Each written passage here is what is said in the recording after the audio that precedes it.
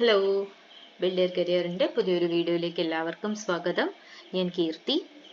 അപ്പം നമ്മൾ RRB ALP third ഷിഫ്റ്റിൽ ചോദിച്ച റീസണിങ് ക്വസ്റ്റ്യൻസ് ആണ് ഇന്ന് നോക്കാൻ പോകുന്നത്. അപ്പം JEE എക്സാംസ് ഒക്കെ കഴിഞ്ഞു അല്ലേ? അപ്പം JEE എക്സാംസ് എല്ലാവർക്കും നല്ല രീതിയിൽ തന്നെ അറ്റൻഡ് ചെയ്യാൻ പറ്റിയിട്ടുണ്ട് എന്ന് തന്നെയാണ് ഞാൻ വിശ്വസിക്കുന്നത്. നമ്മുടെ ചാനലും അതിന് നിങ്ങൾക്ക് പറ്റുന്ന രീതിയിൽ ഹെൽപ്ഫുൾ ആയിട്ടുണ്ട് എന്ന് വിചാരിക്കുകയാണ്. അപ്പം JEE എക്സാംസ് എല്ലാവരും നല്ല രീതിയിൽ അറ്റൻഡ് ചെയ്ത് കഴിഞ്ഞ് ഇനി നമുക്ക് ഇന്ന് മുതൽ ഇത് സ്റ്റാർട്ട് ചെയ്തിട്ടുണ്ട്, ടെക്നീഷ്യൻ സ്റ്റാർട്ട് ചെയ്തിട്ടുണ്ട് അല്ലേ? അപ്പം ടെക്നീഷ്യൻ എക്സാംസും നല്ല രീതിയിൽ തന്നെ എല്ലാവരും അറ്റൻഡ് ചെയ്യുക. നിങ്ങൾക്ക് ആവശ്യമുള്ള കാര്യങ്ങളെല്ലാം നമ്മുടെ ചാനലിൽ നമ്മളെ കൊണ്ടാവുന്ന രീതിയിൽ പ്രൊവൈഡ് ചെയ്ത് തരുന്നുണ്ട്. നിങ്ങൾക്ക് ഇനി എന്താണോ കൂടുതലായിട്ട് ആവശ്യമുള്ളതെന്ന് വെച്ച് കഴിഞ്ഞാൽ ഒന്ന് കമൻറ്റ് സെക്ഷനിൽ പറഞ്ഞു കഴിഞ്ഞാൽ ആ ടൈപ്പ് ടോപ്പിക്സും ക്വസ്റ്റ്യൻസും എല്ലാം നമ്മളെ കൊണ്ടാവുന്ന രീതിയിൽ നമ്മൾ നിങ്ങളുടെ മുന്നിലേക്ക് പ്രസന്റ് ചെയ്യണതായിരിക്കും. ഓക്കെ, അപ്പം ഇതിനകത്ത് വരുന്ന എല്ലാ ക്വസ്റ്റ്യൻസും ഞാൻ എന്നും പറയുന്നത് പോലെ ഒരു ALP എന്ന് പറഞ്ഞാൽ അത് ALPക്ക് മാത്രമായിട്ടുള്ളതല്ല, നമുക്ക് എല്ലാ എക്സാംസിനും യൂസ്ഫുൾ ആവുന്ന ക്വസ്റ്റ്യൻസ് ആണ് ഇതിനകത്ത് വന്നുകൊണ്ടിരിക്കുന്നത്. അപ്പോൾ ടെക്നീഷ്യന് പ്രിപ്പയർ ചെയ്യുന്നവരും ഈ ഒരു വീഡിയോ നല്ല രീതിയിൽ തന്നെ കണ്ടുപിടിക്കുക. ഓക്കെ, ക്വസ്റ്റ്യൻസ് നല്ല രീതിയിൽ തന്നെ പ്രാക്ടീസ് ചെയ്യുക. അപ്പോൾ നമ്മുടെ ചാനൽ ആദ്യമായിട്ട് കാണുന്ന ആരെങ്കിലും ഉണ്ടെങ്കിൽ നമ്മുടെ ചാനലിൽ ഒന്ന് കയറി നോക്കുക. കാണുന്ന വീഡിയോസ് നിങ്ങൾക്ക് യൂസ്ഫുൾ ആവുന്നുണ്ടെന്ന് തോന്നുവാണെങ്കിൽ മാത്രം നമ്മുടെ ചാനലിന് സബ്സ്ക്രൈബ് കൂടെ ചെയ്യാം. ഓക്കെ, നമുക്കപ്പോൾ ഇന്നത്തെ വീഡിയോയിലേക്ക് കിടക്കാം. ആദ്യത്തെ ക്വസ്റ്റ്യൻ ആണ്, ഇഫ് എ മീൻസ് പ്ലസ്. അപ്പോൾ ഇങ്ങനത്തെ ക്വസ്റ്റ്യൻ വരുമ്പോൾ അധികം കൺഫ്യൂഷൻ ഒന്നും വേണ്ട. 10 - 27/9 A ആണ് അല്ലേ? A എന്താണ്? +4 × 3. അപ്പോൾ ഇവിടെ എന്ത് വരും? 10 - 3 + 12. 10 - 3 എന്താണ്? 7 ആണ്. +12 19 ആണ്. ഓപ്ഷനിൽ 19 ഉണ്ടോ എന്ന് നോക്ക്, മാർക്ക് ചെയ്യാം. ഓക്കെ, ഇതൊക്കെ സിമ്പിൾ ആയിട്ടുള്ള കാര്യങ്ങളാണ് അല്ലേ? അധികം കഷ്ടപ്പാട് കാര്യങ്ങളൊന്നുമില്ല. ഇവിടെ എന്താ പറഞ്ഞിരിക്കുന്നത്? എന്താ ചോദിക്കുന്നത്? Preceded by a simple followed by a simple. രണ്ട് സിമ്പിളിന്റെ ഇടയിൽ നിൽക്കുന്ന നമ്പറിനെയാണ് നമ്മളോട് ചോദിച്ചിരിക്കുന്നത്. എത്ര നമ്പേഴ്സ് ഉണ്ടെന്നാണ് ചോദിച്ചിരിക്കുന്നത്. രണ്ട് സിമ്പിൾസിന്റെ ഇടയിൽ, ഇത് രണ്ട് സിമ്പിൾ ആണ്. ഇതാ ഇവിടെ രണ്ട് സിമ്പിളിന്റെ ഇടയിൽ ഒരു 2 ഇരിക്കുന്നുണ്ട്.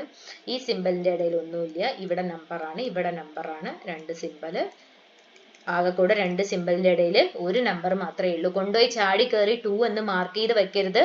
ഹൗ മെനി നമ്പേഴ്സ് എന്നാ ചോദിച്ചിരിക്കുന്നത്, വിച്ച് നമ്പർ എന്നല്ല ചോദിച്ചിരിക്കുന്നത്, എത്ര നമ്പേഴ്സ് ഉണ്ടെന്നാണ് ചോദിച്ചിരിക്കുന്നത്. ഒരു നമ്പർ ആണ് ഉള്ളത്. ഓക്കെ അല്ലേ? അടുത്തത് സെയിം ക്വസ്റ്റ്യൻ തന്നെയാണ്, പക്ഷെ എന്താ ചോദിച്ചിരിക്കുന്നത്? Preceded by number and followed by a simple. Okay, same തന്നെയാണ്. ഒരു നമ്പർ ഫ്രണ്ടിലും ഒരു സിമ്പിൾ പുറകിലും ഇരിക്കുന്ന, സെയിം അല്ല. ഒരു നമ്പർ ഫ്രണ്ടിൽ ഒരു നമ്പറും പുറകിൽ ഒരു സിമ്പിളും ഉള്ള എത്ര നമ്പേഴ്സ് ഉണ്ടെന്നാണ് ചോദിച്ചിരിക്കുന്നത്. ഇത് ഒരു സിംഗിൾ നമ്പർ ആണ്. ഇത് കൊണ്ടുപോയിട്ട് മാർക്ക് ചെയ്ത് വെക്കരുത്. 68 എന്ന് പറയുന്നത് ഒരു സിംഗിൾ നമ്പർ ആണ്. ഓക്കെ, സെയിം ആണ്. 47 ഒരു സിംഗിൾ നമ്പർ ആണ്. അങ്ങനെ വരുമ്പോൾ ഇവിടെ ഏത് നമ്പറും എന്തില്ല? നമ്പറിന്റെ ഫ്രണ്ടിൽ ഒരു നമ്പർ ഇല്ല. സോ നമ്മുടെ ആൻസർ എന്താണ്? 0 ആണ് വരുന്നത്. ഓക്കെ, അടുത്തത് 7 people നോർത്തിലേക്ക് ഫേസ് ചെയ്തിട്ട് എത്ര പേര് ഇരിക്കുന്നുണ്ട്? 7 പേര്. 1 2 3 4 5 6 7. 7 പേര് ഇരിക്കുന്നുണ്ട്. Only 2 people sit to the right of C. സിയുടെ റൈറ്റ് സൈഡിൽ 2 പേരേ ഉള്ളൂ. അപ്പൊ സി ഇവിടെ ആയിരിക്കും. Only 2 people sit between D and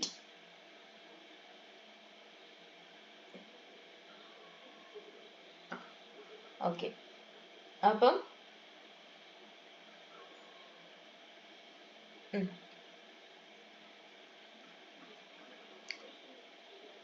D and C, ഡിയുടെയും സിയുടെയും ഇടയിൽ എത്ര പേരുണ്ട്? 2 പേരുണ്ടെന്നാണ് പറഞ്ഞിരിക്കുന്നത് അല്ലെ? അപ്പം 2 പേര് ഇവിടേക്ക് മാർക്ക് ചെയ്യാൻ പറ്റില്ല, ഇവിടേക്ക് മാത്രമേ മാർക്ക് ചെയ്യാൻ പറ്റൂ. D. A sits to the immediate right of D. ഡിയുടെ ഇമീഡിയറ്റ് റൈറ്റിലാണ് എ ഇരിക്കുന്നത്. E sits to the immediate left of G. ജിയുടെ ഇമീഡിയറ്റ് ലെഫ്റ്റ്. അപ്പൊ ഇനി ഇവിടെ ലെഫ്റ്റ് ഫ്രീ ആയിട്ടുള്ള ഒരു പൊസിഷൻ മാത്രമേ ഉള്ളൂ. ജി ഇവിടെയാണ്. സോ ജി ഇവിടെയും ഇ ഇവിടെയും കൊടുക്കാം. B sits to the second to the left of A. എയുടെ സെക്കൻഡ് ലെഫ്റ്റിലാണ് ബി ഇരിക്കുന്നത്. സോ ഇനി എന്തുണ്ട്? എഫ് മാത്രമേ ഉള്ളൂ. ബിയുടെയും എഫിന്റെയും ഇടയിൽ എത്ര പേരുണ്ട്? 2 പേരാണ് ഉള്ളത്. ഓക്കെ, ക്ലിയർ ആയില്ലേ? അടുത്തത് സം സ്നേക്സ് ആർ ലിസാർഡ്സ്. ചില സ്നേക്സ് എന്താണ്? ലിസാർഡ്സ് ആണ് അല്ലെ? പല്ലികളാണ്. All chickens are lizards. എല്ലാ ചിക്കൻസും എന്താണ്? ലിസാർഡ്സ് ആണ്. Okay, all lizards are chickens. എല്ലാ ലിസാർഡ്സും ചിക്കൻ ആണെന്ന് പറയാൻ പറ്റുമോ? ഇല്ല. No chickens are snake. ഒരു ചിക്കനും സ്നേക്ക് അല്ല എന്നും പറയാൻ പറ്റുമോ? ഇല്ല. all lizards are chicken. അത് കറക്റ്റ് ആണ് അല്ലേ? ആ സ്റ്റേറ്റ്മെന്റ് കറക്റ്റ് ആണ്, സോറി.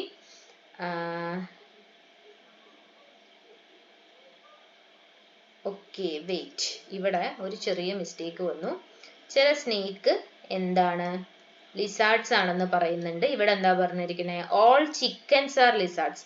എല്ലാ ചിക്കനും ലിസാർഡാണ്. അപ്പൊ ഇത് ഉള്ളിലാണ് ചിക്കൻ വരയ്ക്കേണ്ടത്. Okay, all lizards are chicken. എല്ലാ ലിസാർഡും ചിക്കൻ ആണെന്ന് പറയാൻ പറ്റില്ല. നോ ചിക്കൻസ് ആർ സ്നേക്ക്, അതും നമുക്ക് പറയാനായിട്ട് പറ്റില്ല. അപ്പൊ എന്താണ്? Neither follows. ഓക്കെ, അടുത്തത് ഓഡ് വൺ ആണ് ചോദിച്ചിരിക്കുന്നത്. എങ്ങനെയാണ് ഓഡ് വൺ കണ്ടുപിടിക്കാത്ത? ഇവിടെ ആദ്യം എൽ ആണ് അല്ലെ. So L M N, L M N O P Q R S, ഈ ഒരു മെത്തേഡാണ്. അടുത്തത് അപ്പൊ എഫ് ആണ്. F G H I J K L M. ഇതാണോ ഇവിടെ ഫോളോ ചെയ്തിരിക്കണേന്ന് നോക്ക്. എഫ് ഉണ്ട്, എച്ച് ഉണ്ട്, കെ ഉണ്ട്, എം ഉണ്ട്. അപ്പൊ ഇതാണ് നമ്മൾ ഫോളോ ചെയ്യുന്ന മെത്തേഡ് എന്ന് പറയുന്നത്. ഓക്കെ, അപ്പം തന്നിരിക്കുന്ന വാല്യൂസിൽ ഈ രണ്ടെണ്ണത്തിൽ നിന്നും ഏതാണ് ആൻസർ എന്നുള്ള കാര്യം ഒന്ന് ചെക്ക് ചെയ്തിട്ട് കമന്റ് സെക്ഷനിൽ പറയുക. ഓക്കെ അല്ലേ? നമുക്ക് അടുത്ത ക്വസ്റ്റ്യനിലേക്ക് പോവാം. No horses are mirrors. ഒരു ഹോഴ്സും എന്തല്ല? മിറർ അല്ല. Some lizards are horses. ചില ലിസാർഡ്സ് എന്താണ്? ഹോഴ്സ് ആണ്. Some horses are not lizard. ശരിയാണ് അല്ലെ? എല്ലാ ഹോഴ്സും ലിസാർഡ് അല്ല. Some lizards are not mirrors. Some lizards are not mirrors എന്ന് ഫോളോ ചെയ്യാൻ പറ്റില്ല. കാരണം എന്താണ്? നമുക്ക് ഒരു ലിസാർഡും മിറർ അല്ല എന്ന് വേണമെങ്കിൽ പറയാനായിട്ട് പറ്റും. അപ്പൊ നമുക്ക് ഇവിടെ എന്തേ പറയാൻ പറ്റുള്ളൂ? ഓൺലി വൺ ഫോളോസ് എന്ന് മാത്രമേ പറയാൻ പറ്റുള്ളൂ. ഓക്കെ, ക്ലിയർ ആയില്ലേ? അടുത്തത് സർക്കുലർ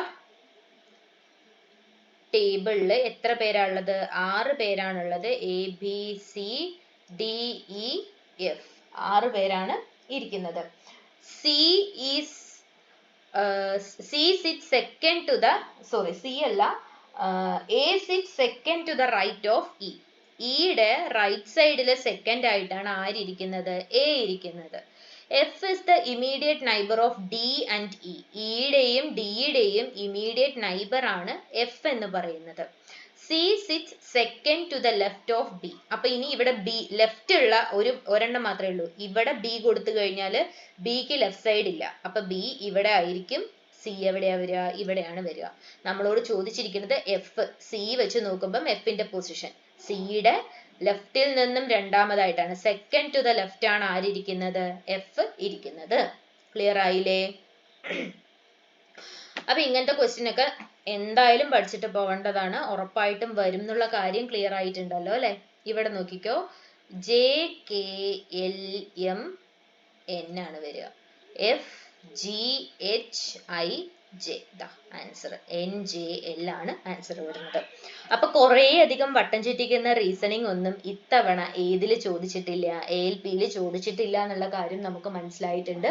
അപ്പൊ വരുന്ന ദിവസങ്ങളിലായിട്ട് നമ്മൾ ജെഇയുടെയും ചെയ്യണതായിരിക്കും ട്ടോ.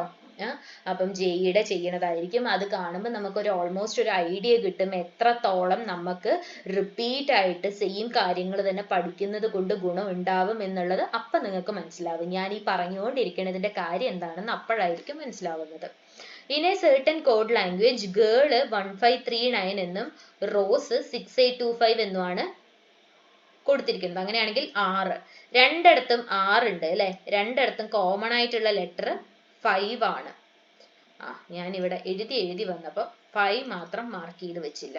ഓക്കെ, അപ്പം R ഈക്വൽ ടു 5 ആണ്. ഇവിടെ 9 എന്നാണ് കൊണ്ടുപോയി മാർക്ക് ചെയ്തത്, അത് 5 ആയിരുന്നു. ഓക്കെ, അപ്പൊ നമ്മുടെ ആറിന്റെ കോഡ് ലാംഗ്വേജ് എന്താണ്? 5 ആണ്. ഓക്കെ അല്ലേ? അടുത്തത് TUV WX STU VW RSTUV QRST. അപ്പൊ എന്താണ്? ഒന്ന് ഇടവിട്ടിട്ടുള്ളതാണ്. ഇവിടെ നോക്കുക, PQR ആണ്. അപ്പൊ ഇതല്ല. RS ഇതല്ല. ഇതൊക്കെ ഓർഡർ അല്ല. ഇവിടെ നോക്ക്, PQRS ടി. സോ നമ്മുടെ ആൻസർ എന്താണ്? PRT ആണ് ആൻസർ വരുന്നത്. ക്ലിയർ ആയില്ലേ? അപ്പൊ ഇതൊക്കെ നമുക്ക് ഈ ഒരു സീരീസ് കാണുമ്പോൾ തന്നെ ABCD ഇങ്ങനെ നമ്മുടെ മൈൻഡിൽ നമ്മൾ പറഞ്ഞു നോക്കുമ്പോൾ തന്നെ എവിടെയെങ്കിലൊക്കെ എന്തൊക്കെയാണ് റിലേഷൻ എന്നുള്ള കാര്യം നമുക്ക് ഐഡിയ കിട്ടിക്കോളും. ഓക്കെ, അടുത്തത് ഇത് തമ്മിലുള്ള ഡിഫറൻസ് ഒന്ന് നോക്കാം അല്ലെ നമുക്ക്. ഇവിടെ ജസ്റ്റ് ഒന്ന് നോക്ക്. 4 + 1 ആണ് 15. 15 + 3 ആണ് 18. 18 + 5 ആണ് 23. +7 ആണ് 30. ഓഡ് നമ്പേഴ്സ് ആണ് അല്ലെ. അപ്പൊ ഇവിടെ അടുത്തത് എന്താ വരിക? +9 ആണ് വരിക. ദാറ്റ് മീൻസ് 39 ആണ് നമുക്ക് അടുത്ത നമ്പർ ആയിട്ട് വരുന്നത്. 39. ഓക്കെ അല്ലേ? ഓക്കെ, ഒക്കെ സിമ്പിൾ ആയിട്ടുള്ള കാര്യങ്ങളാണ്.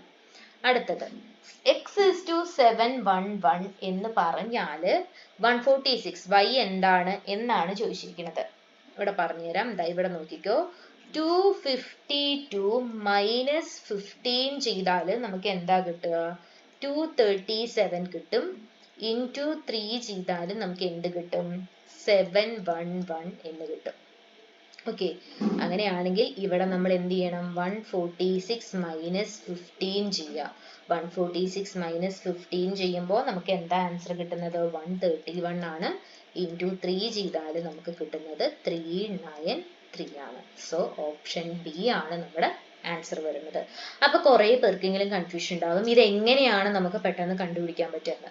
അങ്ങനെ പെട്ടെന്നൊന്നും അല്ല കേട്ടോ ഇത് ഞാനും കണ്ടുപിടിക്കുന്നത്. കുറച്ചധികം തവണ ഓരോ നമ്പേഴ്സും അങ്ങോട്ടും ഇങ്ങോട്ടും ഒക്കെ ഇട്ട് എന്താണ് റിലേഷൻ എന്ന് കണ്ടുപിടിക്കും. എവിടെന്നെങ്കിലും ഒരിടത്തുനിന്ന് നമുക്കൊരു ട്വിസ്റ്റ് കിട്ടും.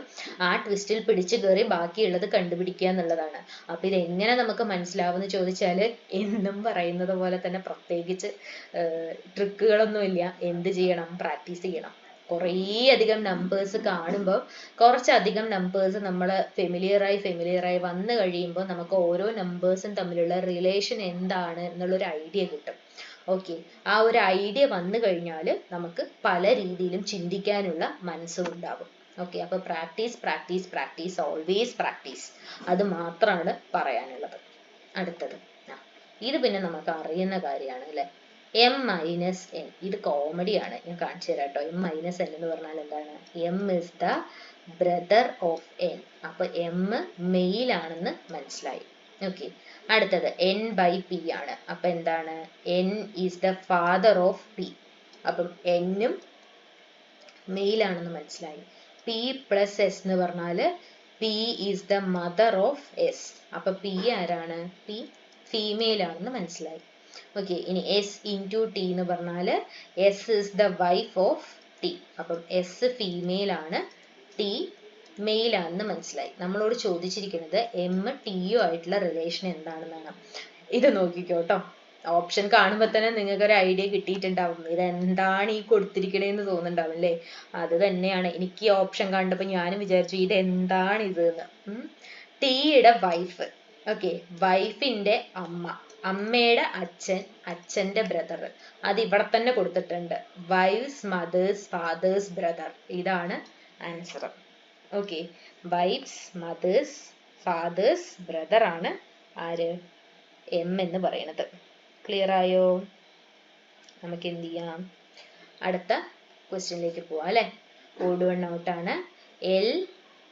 L M N O P Q R S. അപ്പൊ ഇത് തന്നെയാണോ അടുത്തത് എന്ന് നോക്കാം. T U V W X Y Z A. അടുത്തതും അത് തന്നെയാണ് അല്ലെ. അങ്ങനെയാണെങ്കിൽ ഈ രണ്ടെണ്ണം തന്നിരിക്കുന്നതിൽ നിന്നും ഏതാണ് ഓഡ് വൺ ഔട്ട് എന്ന് ഒന്ന് ചെക്ക് ചെയ്യുക. കമന്റ് ബോക്സിൽ ഓപ്ഷൻ കമന്റ് ചെയ്യുക. ഓക്കെ അല്ലേ?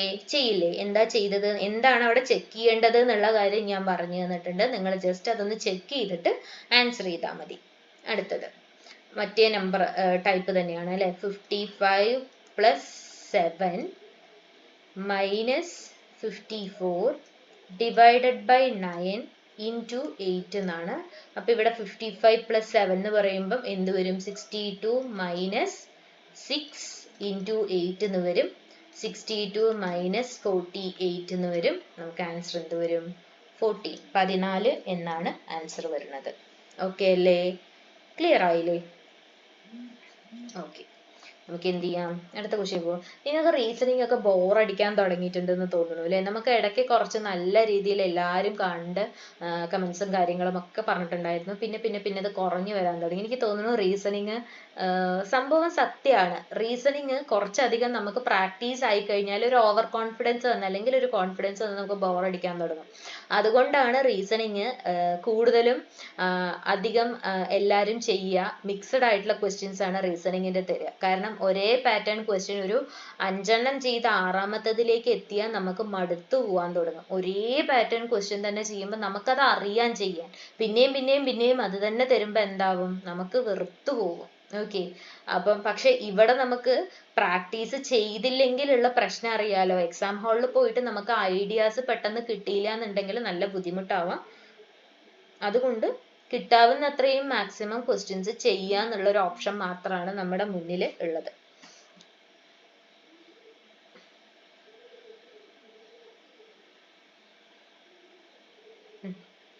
ഇവിടെ നോക്ക്,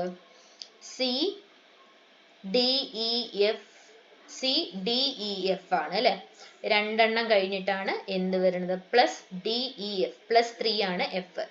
IJK അല്ലെ, I +2 ആണ് K. അടുത്തത്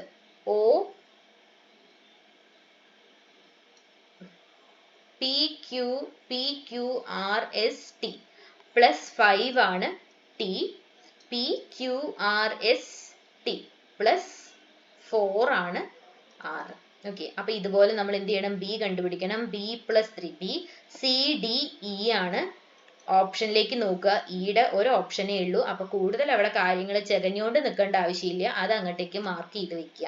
ഓക്കെ, അപ്പൊ കൂടുതൽ ബാക്കിയുള്ളതൊക്കെ കംപ്ലീറ്റ് ചെയ്തിട്ടേ ഞാൻ മുന്നോട്ട് പോവുള്ളൂ എന്ന് വിചാരിച്ച് നമ്മൾ അവിടെ തന്നെ നിന്ന് കഴിഞ്ഞാൽ നമുക്ക് വേറെ 2 ക്വസ്റ്റ്യൻ ചെയ്യാനുള്ള സമയം അവിടെ നഷ്ടപ്പെട്ടു പോകും. ഓക്കെ ഓക്കെ, ഇവിടെ എന്താ പറഞ്ഞിരിക്കണേ, ഒരു റോ ഓഫ് പീപ്പിളിൽ എല്ലാവരും നോർത്ത് നോക്കിയിരിക്കുകയാണ്. ബണ്ടി ലെഫ്റ്റ് സൈഡിൽ നിന്നും 8ാമതായിട്ടാണ് ഇരിക്കുന്നത്. അപ്പൊ ബണ്ടിയുടെ പൊസിഷൻ ഇതാണ്, 8ാമത്തെ പൊസിഷൻ ആണ് ബണ്ടി ഇരിക്കുന്നത്.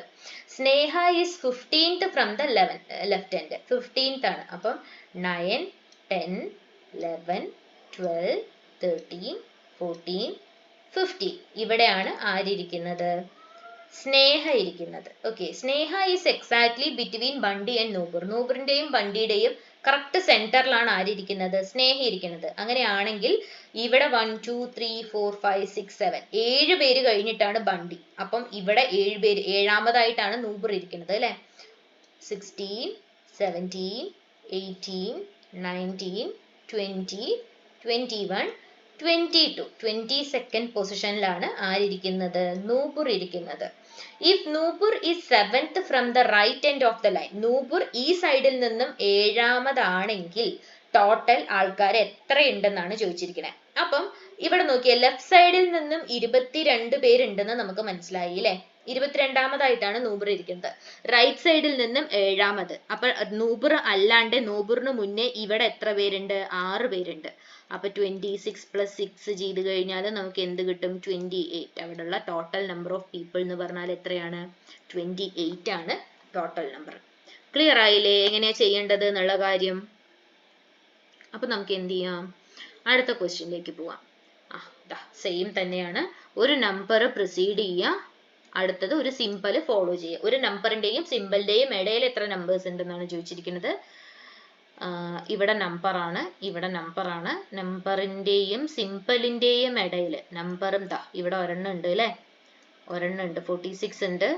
പിന്നെ എന്താണ്, നമ്പറും സിമ്പിളും, നമ്പറിന്റെയും സിമ്പിളിന്റെയും ഇടയിൽ വേറെ ഒന്നുമില്ല, ഒരെണ്ണേ ഉള്ളൂ, 46 മാത്രമേ ഒരു നമ്പറിന്റെയും സിമ്പിളിന്റെയും ഇടയിലായിട്ടുള്ള നമ്പർ ഉള്ളൂ. ഓക്കെ അല്ലേ? നമുക്ക് എന്ത് ചെയ്യാം, അടുത്ത ക്വസ്റ്റ്യനിലേക്ക് പോവാം. Anita starts from her house at point A and walks 5 meter towards south. സൗത്തിലേക്ക് 5 metre ആര് പോയി, അനിത പോയി. She takes a right, ഒരു റൈറ്റ് ടേൺ വന്നു, എത്ര ദൂരം പോയി, 7 മീറ്റർ പോയി. Then takes another right and walks 12 meter, 12 metre പിന്നെയും പോയി.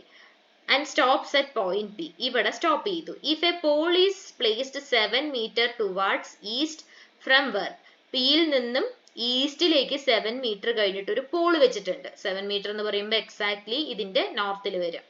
ഓക്കെ, അവിടെ നിന്നും ഇനി ഈ പോളിൽ നിന്നും ഹൗസിലേക്കുള്ള ഡിസ്റ്റൻസ് എത്രയാണെന്നാണ് ചോദിച്ചിരിക്കുന്നത്. ടോട്ടൽ 12 ആണ്. സ്റ്റാർട്ട് ചെയ്തെടുത്ത് നിന്നും 5 പോയിട്ടുണ്ട്. അപ്പൊ 12 - 5 എന്ന് പറഞ്ഞാൽ 7 മീറ്റർ എങ്ങോട്ടേക്കാണ്? സൗത്ത്, താഴോട്ടാണ് വരേണ്ടത് അല്ലെ. അപ്പം 7 മീറ്റർ ടുവാർഡ് സൗത്ത് ആണ് നമുക്ക് വരുന്ന പൊസിഷൻ എന്ന് പറയുന്നത്.